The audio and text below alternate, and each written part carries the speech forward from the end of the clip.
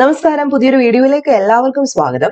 ഇന്നത്തെ നമ്മുടെ topic university അസിസ്റ്റന്റിനും company board അസിസ്റ്റന്റിനും ഒക്കെ വേണ്ടിയിട്ട് പ്രിപ്പയർ ചെയ്യുന്നവർക്ക് ഡിഗ്രി പ്രിലിംസ് റിലേറ്റഡ് ആയിട്ട് വരുന്ന പ്രധാനപ്പെട്ട ക്വസ്റ്റ്യൻസും അതിന്റെ കുറച്ച് റിലേറ്റഡ് ഫാക്ട്സും ആണ്. വളരെ ഇമ്പോർട്ടന്റ് ആണ്. ഇനിയും റിപ്പീറ്റ് ചെയ്യും എന്ന് ഉറപ്പുള്ള ക്വസ്റ്റ്യൻസ് ആണ്. റിപ്പീറ്റ് ചെയ്യുന്നുണ്ട്. നമ്മൾ ഒന്നാമത്തെ ചോദ്യം എന്ന് പറയുന്നത് 2021 ഇന്ത്യൻ കോൺസ്റ്റിറ്റ്യൂഷനുമായിട്ട് ബന്ധപ്പെട്ട ചോദ്യമാണ്. ചോദ്യം ശ്രദ്ധിക്കുക. Amendment on citizenship, acquisition and termination requires. എന്താ ചോദിച്ചിരിക്കുന്നത്? സിറ്റിസൺഷിപ്പ് അഥവാ പൗരത്വത്തിനെ നേടുക അല്ലെങ്കിൽ ടെർമിനേറ്റ് ചെയ്യുക, അല്ലെ, നിർത്തലാക്കുക എന്നുള്ളത് ഏത് അമെൻമെന്റ് വിഭാഗത്തിൽ വരും? ഏത് ഭേദഗതി വിഭാഗത്തിലാണ് വരുന്നത്? Simple majority of parliament, special majority of parliament, special majority of parliament and consent of state, A court order. ഏത് വഴിയാണ് അക്വിസിഷൻ ആൻഡ് ടെർമിനേഷൻ സിറ്റിസൺഷിപ്പിൽ ഉണ്ടാവുന്നത്? അപ്പൊ ഇത് രണ്ട് പോയിന്റ്സിലൂടെയാണ് ഇത് എക്സ്പ്ലെയിൻ ചെയ്യേണ്ടത്. ഒന്ന്, നമുക്കറിയാം ഇമ്പോർട്ടന്റ് ആയിട്ടുള്ള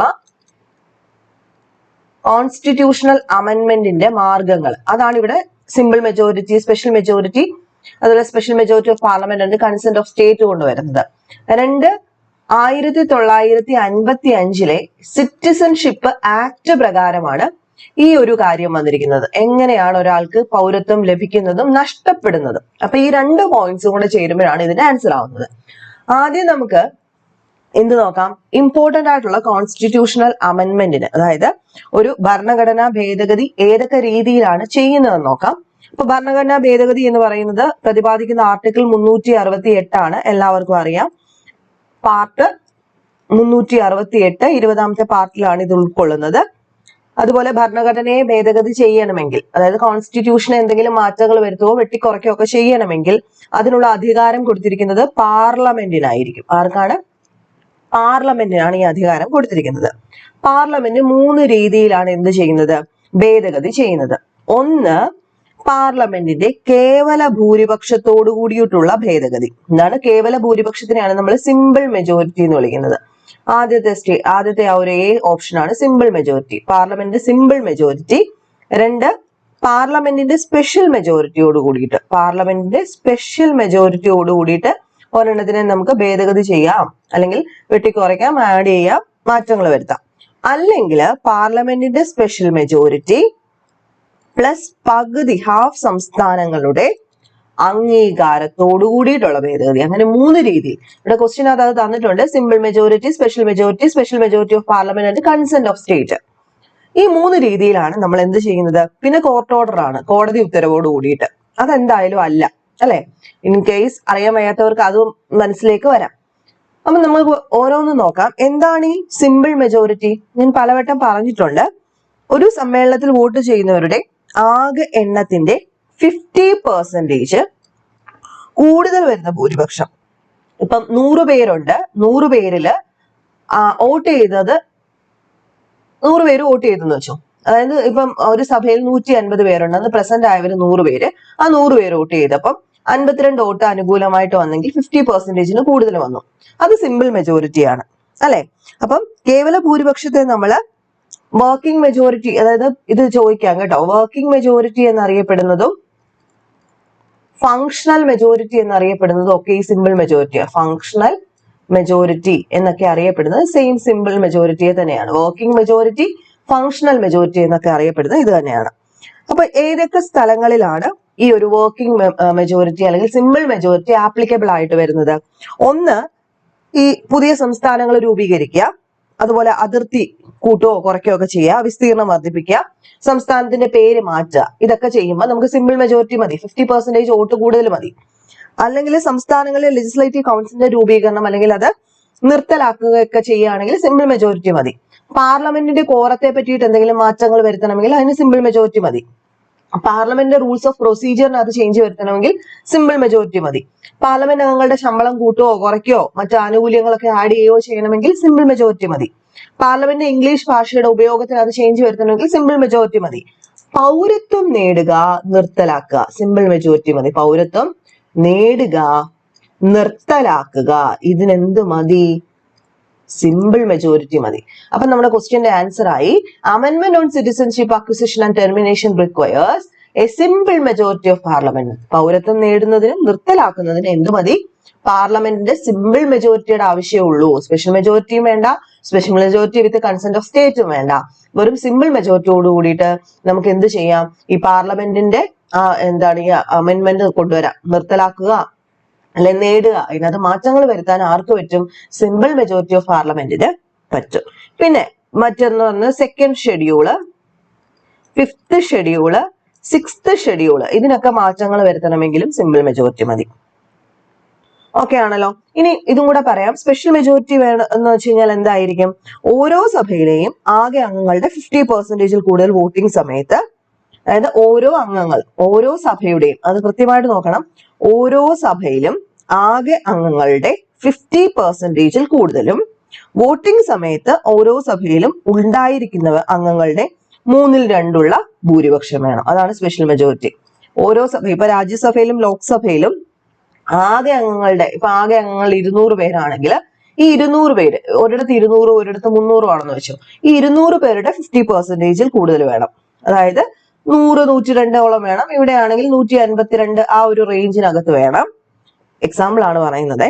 അതുപോലെ തന്നെ ഈ വോട്ട് നടക്കുന്ന സമയത്ത് സന്നിഹിതരായിട്ടിരിക്കുന്ന അംഗങ്ങളുടെ 2/3 ഉള്ള ഭൂരിപക്ഷം കൂടെ വേണം.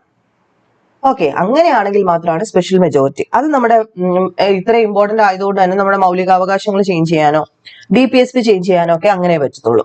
ഇനി ചില സ്ഥലങ്ങളിൽ നമ്മുടെ സ്പെഷ്യൽ മെജോറിറ്റിയോടൊപ്പം തന്നെ പകുതി സംസ്ഥാനങ്ങളുടെ അംഗീകാരം കൂടെ ചോദിക്കുന്ന സ്ഥലങ്ങളുണ്ട്. അത് ഈ രാഷ്ട്രപതിയുടെ തെരഞ്ഞെടുപ്പ് ആർട്ടിക്കിൾ 54, 55 രാഷ്ട്രപതിയുടെ തെരഞ്ഞെടുപ്പിന് മാറ്റങ്ങൾ വരുത്തുമ്പോഴോ യൂണിയൻ സ്റ്റേറ്റ് എന്നിവയുടെ എക്സിക്യൂട്ടീവ് അധികാരങ്ങൾ 73, 162 പ്രകാരമുള്ള ഈ ഒരു എക്സിക്യൂട്ടീവ് അധികാരങ്ങൾ ചേഞ്ച് ചെയ്യാനൊക്കെ ആയിട്ട് എന്ത് വേണം? പകുതി സ്റ്റേറ്റിന്റെ കൺസേണും വേണം, അതുപോലെ പാർലമെന്റ് സ്പെഷ്യൽ മെജോറിറ്റിയും വേണം. ദെൻ ഹൈക്കോടതി, സുപ്രീം കോടതി മുതലായിട്ടുള്ള ആർട്ടിക്കിൾസിനകത്ത് മാറ്റങ്ങൾ വരുത്താം, അതായത് കൂട്ടിച്ചേർക്കാനോ എടുത്തു കളയാനോ ഒക്കെ തന്നെ ഇത് വേണം. അതുപോലെ തന്നെ GST കൗൺസില്, 7ാം ഷെഡ്യൂളിലെ ലിസ്റ്റുകൾ, ഇതൊക്കെ മാറ്റണമെങ്കിൽ എന്ത് വേണം? Special majority with consent of state വേണം. ഇനി നമുക്കറിയാനുള്ളത് എന്താ? നമ്മുടെ സിറ്റിസൺഷിപ്പിനെ പറ്റിയിട്ടാണ്. സിറ്റിസൺഷിപ്പിനെ പറ്റിയിട്ടാണ് ഇപ്പൊ ഒരു ചോദ്യം വന്നത്. അപ്പൊ സിറ്റിസൺഷിപ്പിനെ പറ്റിയിട്ടൂടെ അറിയണം. സിറ്റിസൺഷിപ്പ് വരുന്ന ഭാഗം എന്ന് പറയുന്നത് ഏതാണ്? ഭാഗം 2 എവിടം തൊട്ട് എവിടെ വരെ? 5 മുതൽ 11 വരെയാണ്. ഇതറിയാൻ വയ്യാത്തവരായിട്ട് ആരുമില്ല. സിറ്റിസൺഷിപ്പുമായിട്ട് ബന്ധപ്പെട്ടത് പാർട്ട് 2 5 to 11 ആണല്ലോ. ഒരു രാജ്യത്തെ പൂർണ്ണവും തുല്യമായിട്ടുള്ള അംഗത്വം എന്നറിയപ്പെടുന്നതാണ് പൗരത്വം എന്ന് പറയുന്നത് ആണല്ലോ. ഇനി നമ്മുടെ ഇന്ത്യൻ ഭരണഘടന ഫോളോ ചെയ്യുന്നത് എന്താണ്? സിംഗിൾ സിറ്റിസൺഷിപ്പ് ആണ്, അല്ലെ? സിംഗിൾ സിറ്റിസൺഷിപ്പ് ആണ്, ഏക പൗരത്വമാണ് നമ്മൾ ഫോളോ ചെയ്യുന്നത്. അതുപോലെ ഇന്ത്യയിൽ ഇരട്ട പൗരത്വം എന്ന് പറയുന്ന ആശയം മുന്നോട്ട് വെച്ച ആരാണെന്ന് പ്രീവിയസ് ചോദ്യമുണ്ട്. അതായത് ഡബിൾ സിറ്റിസൺഷിപ്പ് എന്ന് പറയുന്ന ആശയം മുന്നോട്ട് കൊണ്ടുവന്ന LM സിംഗ്വി ആണ്. LM സിംഗ്വി കമ്മിറ്റിയാണ് ഇരട്ട പൗരത്വം എന്ന് പറയുന്ന ആശയം മുന്നോട്ട് വെച്ച. പക്ഷെ നമ്മൾ ഫോളോ ചെയ്യുന്നത് സിംഗിൾ സിറ്റിസൺഷിപ്പ് ആണ്. ഓക്കെ, ഇനി നമുക്ക് ഏറ്റവും പ്രധാനമായിട്ട് അറിയാനുള്ളത് 1955 ഇന്ത്യൻ പൗരത്വ നിയമമാണ്. ഇന്ത്യൻ പൗരത്വ നിയമം, അത് പ്രകാരം പല കാര്യങ്ങളുണ്ട്. അതായത് ഈ 1955 ഇന്ത്യൻ പൗരത്വ നിയമത്തിലാണ് വിദേശികൾക്ക് ഇന്ത്യൻ പൗരത്വം നേടുന്നതിനുള്ള മാർഗങ്ങൾ നിർദ്ദേശിക്കുന്നത്. അപ്പൊ ഇന്ത്യൻ പൗരത്വ നിയമം പാർലമെന്റ് പാസ്സാക്കിയ വർഷം ഏതാണെന്ന് ചോദിച്ചു കഴിഞ്ഞാൽ 1955 ആണ്. പൗരത്വത്തെ സംബന്ധിച്ച നിയമം പാസ്സാക്കാൻ അധികാരമുള്ളത് ഈ പറഞ്ഞുകൂട്ട് ആർക്കാണ്? പാർലമെന്റിനാണ്. അപ്പൊ ഇന്ത്യൻ പൗരന്മാരെ വിവാഹം കഴിക്കുന്ന വിദേശികൾക്ക് ഇന്ത്യൻ പൗരത്വം നേടുന്നതിനുള്ള മാർഗം എന്താ? രജിസ്ട്രേഷൻ ആണ്, അല്ലെ? രജിസ്ട്രേഷൻ ആണ്. അതിനു മുമ്പായിട്ട് 1955 എങ്ങനെയൊക്കെ പൗരത്വം നേടാമെന്ന് കൃത്യമായിട്ട് പറയുന്നുണ്ട്. പാർലമെന്റ് പാസ്സാക്കിയ 1955 പൗരത്വ നിയമം അനുസരിച്ചിട്ട് ഒരു വ്യക്തിക്ക് 5 രീതിയിലാണ് എന്ത് നേടാൻ പറ്റുന്നത്? സിറ്റിസൺഷിപ്പ് നേടാൻ പറ്റുന്നത്. ഒന്ന്, ഇവിടെ ജനിച്ചാൽ ബൈ ബർത്ത് ആണ്, ജന്മസിദ്ധമായിട്ട് നമുക്കിവിടെ പൗരത്വം കിട്ടും, ബൈ ബർത്ത്. 2, പിന്തുടർച്ച വഴിയുള്ള പൗരത്വം. എന്താണ് പിന്തുടർച്ച വഴിയുള്ള പൗരത്വം? അച്ഛനും അമ്മയൊക്കെ ഇവിടുത്തുകാരാണെങ്കിൽ പിന്തുടർച്ച കിട്ടും. 3, രജിസ്ട്രേഷൻ വഴിയുള്ള പൗരത്വം. ഇപ്പൊ പറഞ്ഞതുപോലെ തന്നെ ഇന്ത്യൻ പൗരന്മാരെ വിവാഹം കഴിക്കുന്ന വിദേശികൾക്ക് ഇന്ത്യൻ പൗരത്വം കിട്ടില്ലേ, അതുപോലെ രജിസ്ട്രേഷൻ വഴിയാണ് പൗരത്വം കിട്ടുന്നത്. പിന്നെ ബൈ നാച്ചുറലൈസേഷൻ ആണ്, ചിരകാല അധിവാസ മുഖേന ലഭിക്കുന്നതാണ് എന്ത്? ഈ ഒരു അധിവാസം മുഖേന ബൈ നാച്ചുറലൈസേഷൻ എന്ന് പറയുന്നത്. ഈ ചിരകാല അധിവാസം മുഖേന കിട്ടുന്നത് മദർ തെരേസ പോലെയുള്ള ആൾക്കാർക്കാണ്. മദർ തെരേസയ്ക്ക് പൗരത്വം കിട്ടിയത് ആ രീതിയിലാണ്. 1951 ഇന്ത്യൻ പൗരത്വം നേടിയ ഏത് രീതിയിൽ ബൈ നാച്ചുറലൈസേഷനിൽ നേടിയ വ്യക്തിയായിരുന്നു മദർ തെരേസ. ഓക്കെ ആണല്ലോ. അതുപോലെ 1989 ഈ രീതിയിൽ ബൈ നാച്ചുറലൈസേഷൻ കിട്ടിയതാണ് ലാറി ബേക്കർ. ഓക്കെ, അപ്പൊ ഇങ്ങനെ കുറച്ച് പേർക്ക് നാച്ചുറലൈസേഷൻ വഴി കിട്ടുന്നുണ്ട്. Then bye incorporation of territory എന്ന് വെച്ച് കഴിഞ്ഞാൽ എന്താണ്? പ്രദേശ സംയോജനം വഴിയുള്ള പൗരം. ഇപ്പൊ ഇവിടെ താമസിക്കുന്ന ആൾക്കാരായിരുന്നു ഇന്ത്യയുടെ തൊട്ട്, അപ്പൊ ഇന്ത്യ ഇത് അറ്റാച്ച് ചെയ്തെടുത്തു. അപ്പൊ എന്ത് കിട്ടും? ഈ പ്രദേശത്ത് താമസിക്കുന്നവർക്ക് കൂടെ ഇന്ത്യൻ പൗരത്വം കിട്ടും. അതാണ് ബൈ ഇൻകോർപ്പറേഷൻ ഓഫ് ടെറിട്ടറി എന്ന് പറയുന്നത്. അപ്പൊ 5 രീതിയിലാണ്: ജന്മസിദ്ധമായിട്ടുള്ള പൗരത്വം ബൈ ബർത്ത്, പിന്തുടർച്ച വഴിയുള്ള പൗരത്വം, രജിസ്ട്രേഷൻ വഴിയുള്ളത്, by naturalisation, by incorporation of territory. അങ്ങനെ 5 രീതിയിലാണ് 1955 ഇന്ത്യൻ പൗരത്വ നിയമപ്രകാരം എങ്ങനെ നമുക്ക് പൗരത്വം കിട്ടും എന്ന് പറയുന്നത്. ഇനി 3 രീതിയിൽ നഷ്ടപ്പെടാം. ടെർമിനേഷൻ 3 രീതിയിലാണ്, നഷ്ടപ്പെടുന്ന 3 രീതിയിലാണ്. ഒന്ന്, പൗരത്വം നമ്മൾ സ്വമേധയാ എനിക്ക് വേണ്ട എന്ന് പറഞ്ഞ് ഉപേക്ഷിക്കുക, റിനൗൺസിയേഷൻ എന്ന് പറയും. റിനൗൺസിയേഷൻ, പരിത്യാഗം. 2, ടെർമിനേഷൻ ആണ്. 2 എന്താണ്? ടെർമിനേഷൻ, പൗരത്വം നിർത്തലാക്കുക. 3, പൗരത്വം അപഹരിക്കുക, ഡിപ്രിവേഷൻ. ഈ 3 രീതിയിലാണ് 1955 പ്രകാരം സിറ്റിസൺഷിപ്പ് നമുക്ക് നഷ്ടപ്പെടുന്നത്. ഇതിനകത്ത് സംശയമില്ലെന്ന് വിശ്വസിക്കുന്നു. ഇതും 1955 സിറ്റിസൺഷിപ്പ് ആക്ടുമായിട്ട് ബന്ധപ്പെട്ടതാണ്. ഇനി ഇവിടെ ഓർക്കേണ്ട ഒരു കാര്യം, പൗരത്വ ഭേദഗതി നിയമം 2019 ആണ്. പൗരത്വ ഭേദഗതി നിയമം 2019, അതായത് 2014 ഡിസംബർ മാസം 31 അതിനു മുൻപോ, ഡേറ്റ് നോക്കുക, 2014 ഡിസംബർ മാസം 31 അതിനു മുൻപോ അഫ്ഗാനിസ്ഥാൻ, പാകിസ്ഥാൻ, ബംഗ്ലാദേശ് എന്നീ രാജ്യങ്ങളിലെ ന്യൂനപക്ഷ വിഭാഗങ്ങളിൽ പെടുന്നവർ. ന്യൂനപക്ഷം എന്ന് പറയുമ്പോൾ ഹിന്ദു, സിഖ്, ബുദ്ധ, ജൈൻ, പാഴ്സി, ക്രിസ്ത്യൻ, അവിടുത്തെയാണ് മതപീഡനം മൂലമാണ് ഇന്ത്യയിലേക്ക് കുടിയേറിയതെങ്കിൽ അവർക്ക് ഇന്ത്യൻ പൗരത്വം കൊടുക്കും. അത് 2019 പൗരത്വ ഭേദഗതി നിയമപ്രകാരം ഉണ്ട്.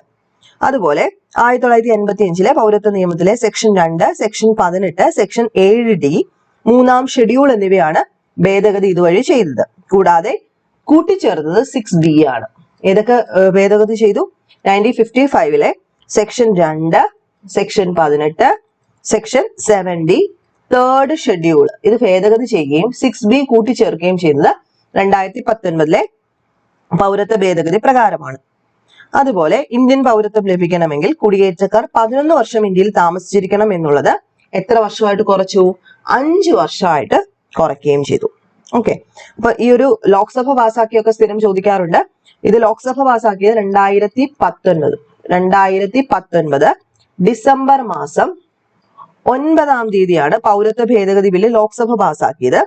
2019 ഡിസംബർ 11 എന്തുപറ്റി? രാജ്യസഭ പാസാക്കി. 2019 ഡിസംബർ പിറ്റേന്ന് 12 തന്നെ പ്രസിഡന്റ് ഒപ്പുവെച്ചു. ആരാ ഒപ്പുവെച്ചത്? രാംനാഥ് കോവിന്ദ് ആയിരുന്നു ഒപ്പുവെച്ചത്. 2020 ജനുവരി മാസം 10 പൗരത്വ ഭേദഗതി നിയമം നിലവിൽ വരികയും ചെയ്തു. അതുപോലെ ഈ പറഞ്ഞ പോയിന്റ്സ് എല്ലാം ഇമ്പോർട്ടന്റ് ആണ്. ഇനി ആഡ് ചെയ്യാനുണ്ട്, പക്ഷെ നമ്മൾ ഈ ക്വസ്റ്റ്യനുമായിട്ട് റിലേറ്റ് ചെയ്ത് നോക്കുമ്പോൾ ഇത്രയും പോയിന്റ്സ് പഠിച്ചാൽ മതി.